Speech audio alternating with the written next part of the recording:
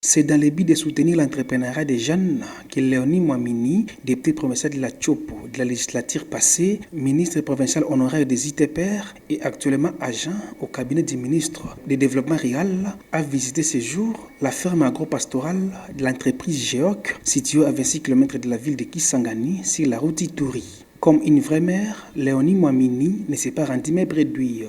Dans sa gibecière, un lot de médicaments pour les soins médicaux des agents de la ferme. Et c'est l'infirmier de la dite ferme qui l'a réussi, Léonie Mwamini. Les jeunes gens ici travaillent ici, il faut face à beaucoup de choses. Voilà pourquoi je ne suis pas venue ici mais bredouille, parce qu'on m'a toujours dit que la santé n'a pas de prix. Je ne pouvais pas venir dans ces milieux ici sans rien apporter. Je suis une maman. À part les médicaments, elle a également remis plus de 100 sacs de boutiques de manioc de la variété Obama 1. Un vrai geste de soutien qui n'a pas laissé indifférent l'agro-entrepreneur, l'ingénieur Diamersi Binene, patron de l'entreprise Géoc. Nous sommes 100 mots, des femmes de cœur comme ça. Ce n'est pas une première fois qu'elle pose cet acte. Elle l'a toujours fait. Que le Seigneur soutienne cette dame. Avoir les personnes de cœur qui te soutiennent et t'encouragent, ça nous laisse sans mots. On n'est pas habitué à recevoir de l'aide. Que le Seigneur bénisse abondamment son chef, l'excellence Mwindo Nzangi. L'arbre ne donne que le fruit. Et ça, ce n'est que le fruit de l'excellence que nous venons de voir. Ces boutures de manioc ici que vous voyez, je l'ai reçu dans notre entrepôt en ville. Ça, ce n'est que l'échantillon. Nous avions reçu comme ça plus de 100 sacs qui peuvent couvrir au moins 10 hectares de champs de manioc. Les 10 hectares qu'elle nous a donnés nous donnent la possibilité de produire par année plus de 800 tonnes de manioc. Après cette remise, place à la visite de la ferme agro-pastorale qui couvre 125 hectares où il y a 60 hectares d'ananas, 15 de maïs, 20 de soja, 4 de tomates et les restes des grands étangs piscicoles où l'entreprise produit 400 tonnes de poissons l'année ainsi que les champs de potagers, entre autres la pastèque, l'aubergine, les poivrons, la ciboulette, communément appelée ndembi, les concombres, les gingembres, les piments du type cayenne et autres.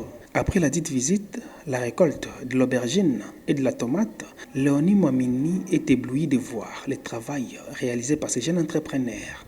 Je suis venue encourager les directeurs de ces projets ici, M. Diamersi. En tout cas, ce qu'il a fait comme travail ici, c'est tellement impressionnant. Je suis très heureuse de me retrouver dans ces milieux ici. En tout cas, félicitations, vous et votre équipe. Si au minimum, on avait au moins 50 jeunes dans la ville de Kisangani qui emboîtent ces pas ici, on sera quelque part. De toutes les façons, moi, je pense qu'il faut encourager les jeunes dans l'entrepreneuriat. Oui, l'entreprise Géoc est un exemple typique de l'entrepreneuriat des jeunes.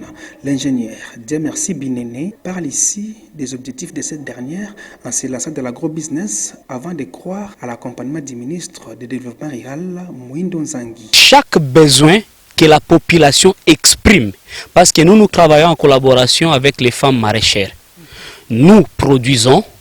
Au lieu de vendre, nous leur donnons, elles vendent, elles se retrouvent, elles scolarisent leurs enfants et consorts. C'est ça notre objectif.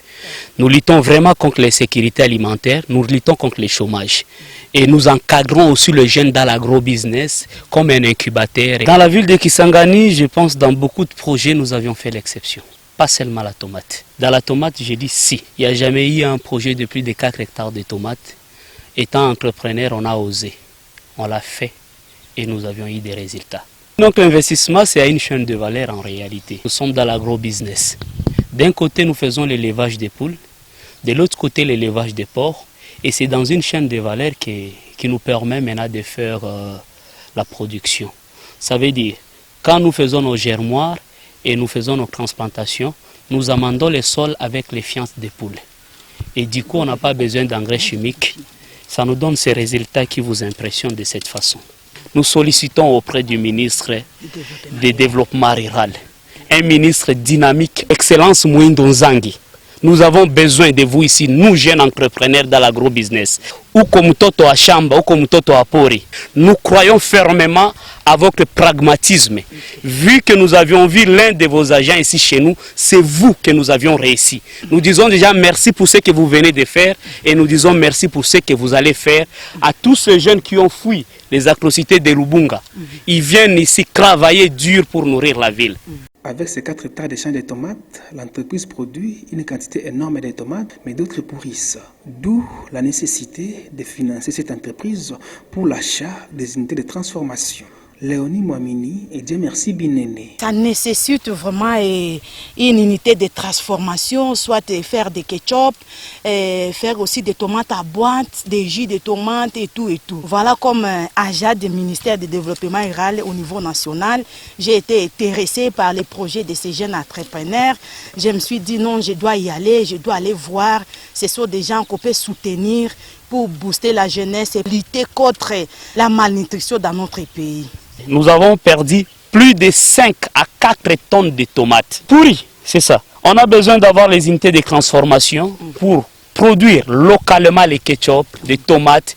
Les unités ne nous coûtent pas grand-chose. Mais en même temps, nous nourrissons la ville, en même temps, avoir les moyens pour le faire, ce n'est pas facile. Si nous serons soutenus, avoir une bonne machine, avoir une unité de la provenderie pour nourrir les poules, pour nourrir ces poissons et donner aussi, vendre aussi aux jeunes qui sont dans le même filière, ça sera une très bonne chose. Comme on a fait des pertes dans les tomates, regarde évidemment dans le maïs aussi. On a produit presque 36 tonnes de maïs, mais pour épuiser ça et faire la nourriture pour les volailles, c'est tout un problème parce que la seule unité de transformation que nous avons, c'est cette machine qui est ici. Il faut soutenir de telles initiatives.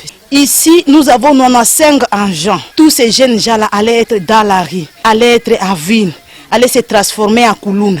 Mais vous regardez, ils sont là, hâtés de travailler, hâtés d'apprendre aussi. Cette ferme agro-pastorale a été mise en place en 2021.